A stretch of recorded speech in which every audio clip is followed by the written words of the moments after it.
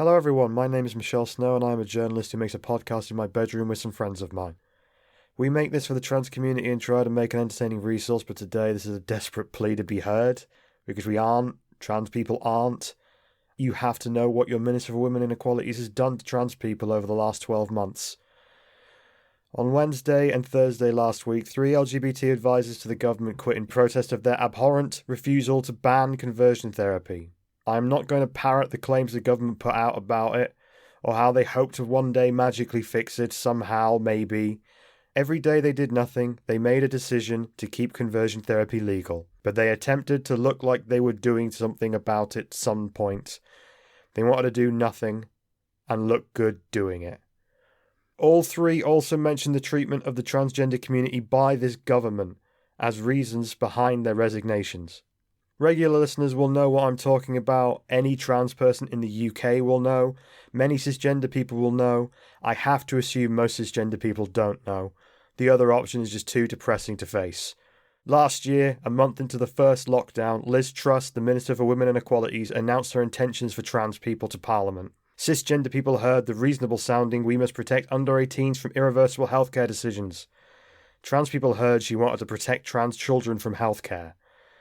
Cisgender people heard her say she wanted to make sure trans people were free to live their lives as they wish without fear of persecution, whilst maintaining proper checks and balances. Trans people heard that she wanted to make sure we had basic freedom, but not too much freedom, because that would be dangerous. And cisgender people heard how she wanted to protect single-sex spaces. Trans people heard that she wanted to protect single-sex spaces from them. If that seems like a leap in interpretation, keep listening, and you'll know trans people are right about that. She said all of this to Parliament, and not a single one of them batted an eye. Nobody even seemed to notice. Trans people did. We just heard a representative of our government, whilst being locked in our homes during a terrifying global pandemic, say that us going to the toilet, our healthcare, and our freedom is dangerous. 2 months later, Liz Truss, and it absolutely was Liz Truss, leaked details of her plans for trans people to the Times. Cisgender people read that she wanted to protect safe spaces for women.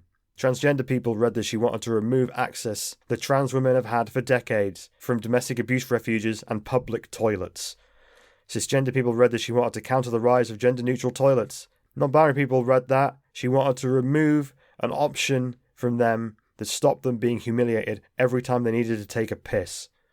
Trans men didn't get one of those for themselves. They were forgotten like they often are. So Truss was coming after our ability to use publicly accessible facilities. How does a person work a job if they are facing humiliation every time they use the toilet? Because it is a humiliation. It is a reminder that who and what we are is worth less, and our basic needs were portrayed as a danger that needed to be averted with legislation. Thank God that didn't come to pass. But what did happen was she binned Gender Recognition Act reform, something that would have actually done us some good. GRA reform would have meant that a trans person could update their birth certificate gender by filling in a form.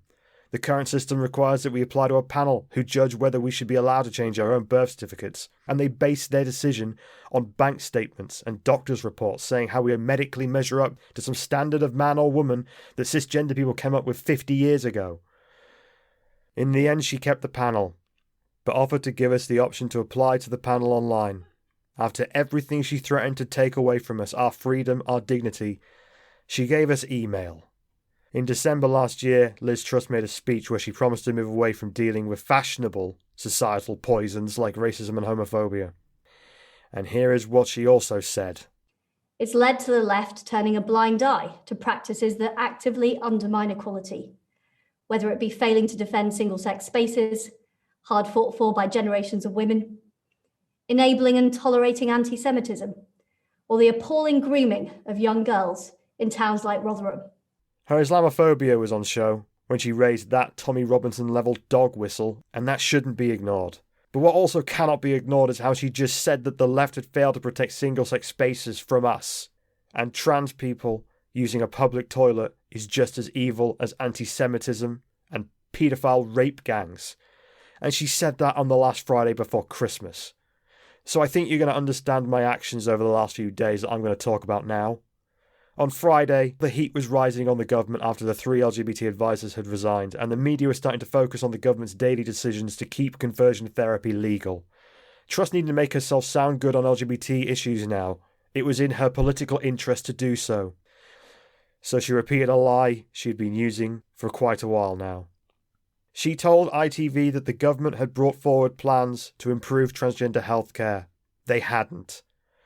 There are 3 new gender clinics in the UK under an NHS pilot scheme. They were commissioned by NHS England, not the government like Truss appeared to be claiming. She was using NHS England's work to sell the fiction that this government and her have been anything other than psychologically abusive to the LGBT community. I couldn't let her do it. Not after everything she had done. I had to expose this, so I called the Government Equalities Office. I called their press team and then emailed my question seeking clarification. I got it confirmed. She was indeed claiming responsibility on behalf of the government for NHS England's work. They provided a link to the NHS website which listed all the clinics. But that website they sent me said they were commissioned by NHS England. They had sent me proof of the lie with the lie. I went and found 3 more things that further proved her lie. I called them back and told them she lied. They said they would get a response back to me. I got her. I may have stopped this lie from standing. This could be one small victory I report on my tiny bedroom recorded podcast that I make with my friends. Then they called me back and asked which outlet I was with, and I knew what was going to happen next. I told them I work on a podcast called What the Trans. I quickly got an email which said this: we won't be issuing a statement in response to your questions, but I can say we wouldn't agree with the assertion as the clinics were announced by Department of Health and Social Care. I got that email at 1:41 p.m. yesterday. I emailed back at 2:06 p.m. asking for a link to this announcement. I had told them I had a 5 p.m. deadline. In truth, that deadline was only with myself because I make a podcast in my bedroom with my friends. After trying and failing to find anything on the Health and Social Care website about new gender clinics, I got an email back. The Department of Health would be best placed for this, it said. I got this email at 4:50. They had given me 10 minutes before my 5 p.m. deadline to find a 2-year-old PDF through the Department of Health during a pandemic. No, just because a government department put out a PDF, it doesn't mean this government gets to take responsibility for NHS England commissioning services that would improve trans healthcare. You don't get to do that. Liz Truss lied.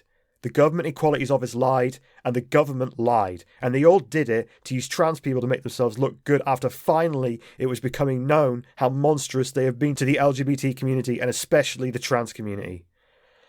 Liz Truss said back in April that her intentions for trans people were that we should be free to live as we wish, free of the fear of persecution. She tried to get trans women banned from women's spaces. She tried to stop non-binary people having toilets that weren't humiliating, and she compared trans women using a public toilet to paedophile rape gangs and anti-Semitism. If she actually wanted us to live as we wish, free of fear of persecution, why did she persecute us for a year? Why did she psychologically abuse trans people for a year? But when she needed us to save her own skin, there she was on ITV, spreading a lie unchallenged. She wanted to do horrible things to trans people and she wanted to look good doing it. Please share this everywhere.